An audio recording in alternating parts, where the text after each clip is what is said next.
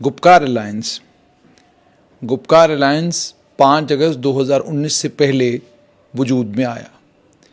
Gupkar alliance के 5 अगस्त 2000 पहले से वजूद में आने की वजह ये थी कि कश्मीर बेस्ड जितनी भी पॉलिटिकल पार्टीज़ थी, उन तमाम राजनीतिक दलों को ये लग रहा था कि शायद केंद्र सरकार कोई एक बड़ा फैसला करने जा रही है, और उस वक्त उन लोगों के बीच में बात सिर्फ इतनी थी कि शायद 35 को हटाया जाएगा। लेकिन 5 अगस्त 2019 को आर्टिकल 370 को अमेंड किया गया। जम्मू कश्मीर को 2 केंद्र शासित प्रदेशों में बदल दिया गया और जम्मू कश्मीर की के पास जो उनका खास स्टेटस था, स्पेशल स्टेटस था, वो ख़त्म कर दिया गया। अलग संविधान था, वो ख़त्म हुआ। अलग झंडा था, वो ख़त्म हुआ। ये तमाम चीज़ें 5 अगस्त 2019 को हुई। लंबे वक्त तक नेशनल कॉन्फ्रेंस, पीडीपी और जितनी भी बाकी कश्मीर बेस्ड पॉलिटिकल पार्टीज़ हैं, उसके अलावा जम्मू में भी जो राजनीतिक दल हैं, समाज सेवी संस्थाएं हैं, बहुत सारे इंपॉर्टेंट लोग उनके गिरफ्तार रहे। बहुत सारे लोगों को प्रेस कॉन्फ्रेंसेस नहीं करने दी गई और बहुत कुछ उस दौर में हुआ, उस वक्त में हुआ।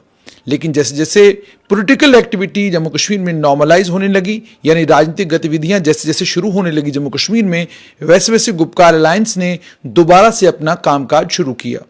गुपकार अलायंस ने डीडीसी के चुनाव लड़े। डीडीसी के चुनावों के बाद गुपकार अलायंस को पहला झटका लगा जब प्रवक्ता के तौर पर काम कर रहे सज्जाद गनी लोन, जो पीपल्स कॉन्फ्रेंस के चेयरमैन हैं, उन्होंने गुपकार अलायंस से किनारा किया, गुपकार अलायंस छोड़ दिया। उसके बाद कुछ और दल थे जिन दलों ने आहिस्ता आहिस्ता गुपकार अलायंस से किनारा करना शुरू किया। इस वक्त गुपकार अलायंस केवल मात्र national conference, PDP, Mohammad Yusuf Tarigami, Muzaffar Shah, इन 4-5 लोगों के ऊपर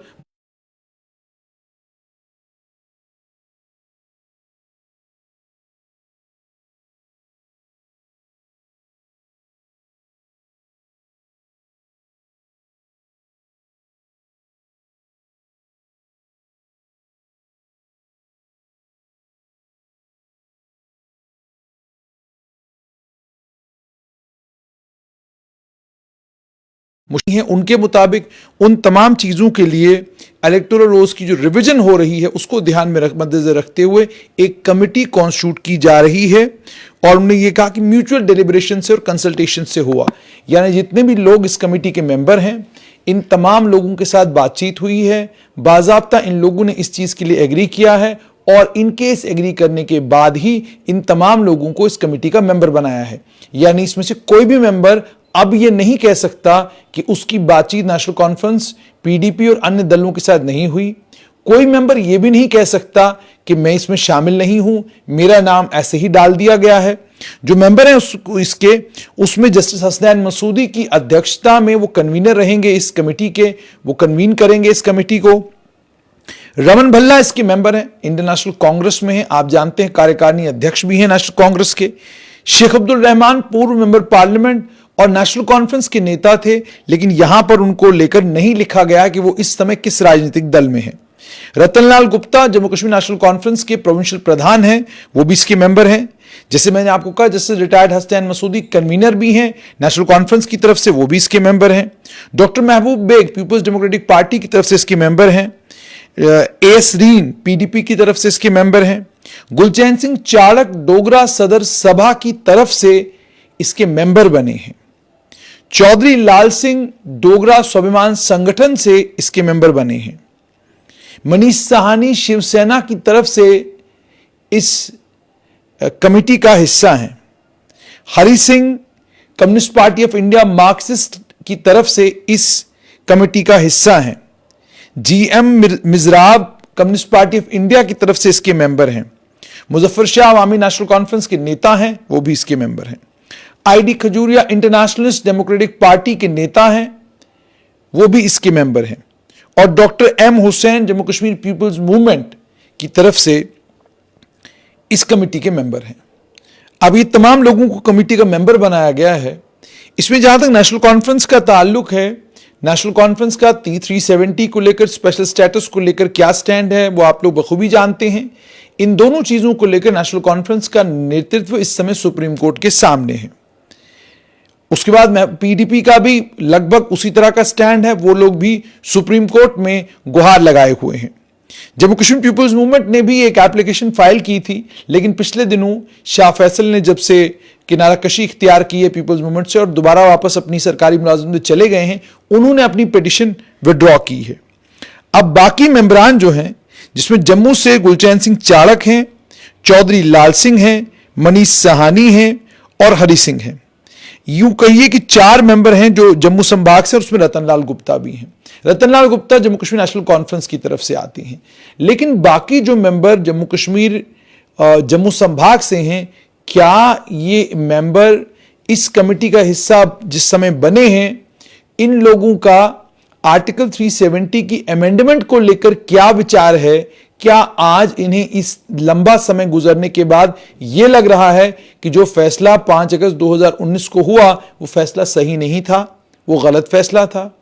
और क्या ये तमाम राजनीतिक दलों के नेता इस बात को नहीं जानते थे कि 5 अगस्त 2019 को जब जम्मू कश्मीर का स्पेशल स्टेटस खत्म हुआ, आर्टिकल 370 को अमेंड किया गया, कॉन्स्टिट्यूशन खत्म हुआ, जो जम्मू कश्मीर का अपना झंडा था वो खत्म हुआ, और उसके बाद पूरे का पूरा संविधान, भारत का पूरे का पूरा संविधान जम्मू कश्मीर का एप्लीकेबल हुआ। तमाम कानून जितने पूरे देश भर में हैं, उन तमाम कानूनों को जम्मू कश्मीर पर भी लागू कर दिया गया, और जो चीजें केंद्र शासित प्रदेशों में होती हैं वो तमाम चीजें केंद्र शासित प्रदेश जम्मू कश्मीर में भी लागू कर दी गई। तो क्या इन तमाम राजनेताओं को यह बात मालूम नहीं थी कि जिस समय पूरे का पूरा संविधान लागू होगा तो ये तो होगा कि जिस तरीके से दिल्ली में रहने वाले, चाहे जम्मू कश्मीर से आप ताल्लुक रखते हो, आप किसी भी प्रदेश से ताल्लुक रखते हो, आप दिल्ली में हैं, और अगर आप 6 महीने से लगातार दिल्ली में रह रहे हैं तो आप भी वोटर दिल्ली के बन सकते हैं। आप अपना फॉर्म फिलअप कर सकते हैं और दिल्ली में आपको वोट देने का अधिकार मिल सकता है। इसी तरीके से आप अगर किसी भी प्रदेश में भारत के चले जाएं, किसी भी प्रदेश में आप आसानी से वोटर बन सकते हैं। जम्मू कश्मीर में आप वोटर क्यों नहीं बन पाते थे? उसका एकमात्र कारण यह था कि जम्मू कश्मीर के लोगों के पास 2 सिटीजनशिप्स एक ही वक्त में हुआ करती थी। एक सिटीजनशिप जम्मू कश्मीर का परमानेंट रेजिडेंट होना, यानी वो एक सिटीजनशिप थी कि आप जम्मू कश्मीर के सिटीजन थे, और दूसरी सिटीजनशिप हुआ करती थी कि आप भारत के नागरिक भी थे। लेकिन 370 के खत्म होने के बाद अब केवल मात्र आप भारत के नागरिक हैं, और भारत के नागरिक का मतलब अब सिर्फ आप सिटीजन ऑफ इंडिया हैं, और उसके अलावा आप जम्मू कश्मीर के रहने वाले हैं बस। और दूसरी एक इंपॉर्टेंट चीज यहां पर यह बताना भी आपको जरूरी है कि डोमिसाइल को लेकर लोगों के मनों में एक भ्रम पैदा हो गया है। डोमिसाइल केवल मात्र नौकरियों के लिए काम आने वाला एक डॉक्यूमेंट है।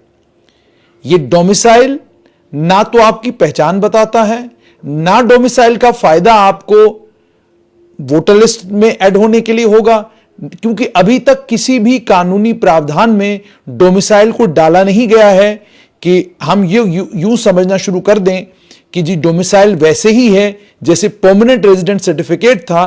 पीआरसी में और डोमिसाइल में यह फर्क है कि पीआरसी आपको जम्मू कश्मीर का नागरिक बनाता था अब, और डोमिसाइल आपको जम्मू कश्मीर का नागरिक नहीं बल्कि जम्मू कश्मीर में सरकारी मुलाजिम बना सकता है। यानी अगर आप जम्मू कश्मीर के डोमिसाइल हैं तो आपको जम्मू कश्मीर में नौकरी मिल सकती है, लेकिन जम्मू कश्मीर के डोमिसाइल होने का कतई यह मतलब नहीं है कि कल जब आप वोटर लिस्ट में अपना नाम दर्ज कराने के लिए जाएंगे तो आपको अपना डोमिसाइल वहां पर दिखाना पड़ेगा।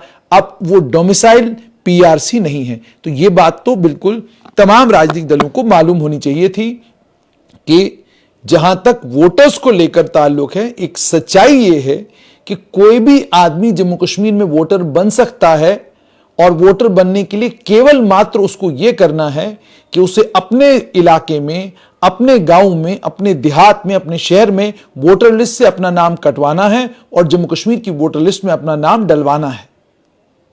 यह इतनी आसान प्रक्रिया भी नहीं है, क्योंकि कोई भी आदमी जो बिहार, यूपी या देश के किसी भी भाग का रहने वाला हो, वो अपने इलाके की वोटर लिस्ट से अपना नाम इसलिए भी नहीं कटवाता क्योंकि वोटर लिस्ट में नाम होने का एक फायदा सिर्फ इतना ही नहीं है कि आप वोट डालते हैं, बल्कि अन्य कई और फायदे हैं जो एक व्यक्ति को उस इलाके का एक व्यक्ति को उस किसी इलाके का वोटर होने का, क्योंकि आप जानते हैं कि वोटर आई कार्ड जो है, आपने अपना लाइसेंस बनवाना है तो वोटर आई कार्ड आप दिखाते हैं, आपने अपना पासपोर्ट बनवाना है तो आप वोटर आई कार्ड दिखाते हैं। तो इसका मतलब यह होगा कि वोटर आई कार्ड कोई मामूली डॉक्यूमेंट नहीं है, फर्जीवाड़ा करके नहीं बन सकता। ये वोटर आई कार्ड एक इंपॉर्टेंट डॉक्यूमेंट है, और इंपॉर्टेंट डॉक्यूमेंट का होने का मतलब यह है, ये कार्ड आपकी पहचान है, आपके घर की पहचान है, आप कहां के रहने वाले हैं वो बताता है। और हमारे देश में तो लोगों को आधार कार्ड और वोटर कार्ड को लेकर लोगों में मान्यताएं बहुत सारी हैं कि जनाब बहुत सारी स्कीमों का फायदा आपको, बहुत सारी स्कीमें ऐसी हैं जो मान लीजिए आंध्र प्रदेश में हैं, जम्मू कश्मीर में नहीं है। बहुत सारी स्कीमें ऐसी हैं जो केरला में हैं, जम्मू कश्मीर में नहीं है। बहुत सारा फायदा फौज के जवानों को, सीआरपीएफ के जवानों को, बीएसएफ के जवानों को उनके अपने इलाकों में, उनके अपने शहरों में मिलता है। वो तमाम फायदे उनको जम्मू कश्मीर में नहीं मिलते। तो इस चीज को समझने की यहां पर जरूरत है कि वोटर लिस्ट में जब आप अपना नाम दर्ज करवाते हैं तो आप अपने इलाके से अपना नाम कटवाते हैं और आप नई एक जगह पर अपना नाम जुड़वाते हैं और आप वहां के वोटर बन जाते हैं और आप वहां पर वोट डाल सकते हैं। वोट डालने का अधिकार हर भारतीय नागरिक को जम्मू कश्मीर में है। केवल उसके लिए, ऑर्डिनरी वोटर बनने के लिए, उसको अपने इलाके से अपना नाम वहां की वोटर लिस्ट से कटवाना है और यहां की वोटर लिस्ट में ऐड करवाना है। और आज चूंकि जानते हैं आप लोग कि यह प्रक्रिया ऑनलाइन होती है, ये और ज्यादा प्रक्रिया आसान हो चुकी है। तो वोटर लिस्ट में नॉन लोकल्स की जो बात कही जा रही है कि नॉन लोकल्स के नाम जो है वोटर लिस्ट में ऐड होंगे, उसके लिए कमेटी बनाई जा रही है, ये समझ से परे है। समझ से परे इसलिए है क्योंकि ना तो पीआरसी है, ना इस वक्त कोई ऐसा कानून जम्मू कश्मीर में है जो कानून किसी को जम्मू कश्मीर का वोटर बनने से रोकता हो। तो किस तरीके से और कौन सी मेथोडोलॉजी ऐसी अडॉप्ट करेंगे ये 10 नेता कि जिस मेथोडोलॉजी से वो भारत के किसी भी आम नागरिक को जम्मू कश्मीर का वोटर बनने से रोक सकते हैं। कोई मेथोडोलॉजी नहीं है, कोई तरीका नहीं है, कोई कानून नहीं है। आप इसे हाई कोर्ट में चैलेंज कर सकते हैं, आप इसे सुप्रीम कोर्ट में चैलेंज कर सकते हैं।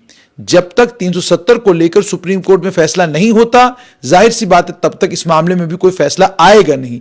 उसकी वजह यह है कि ये तमाम चीजें 370 के साथ जुड़ी हुई हैं।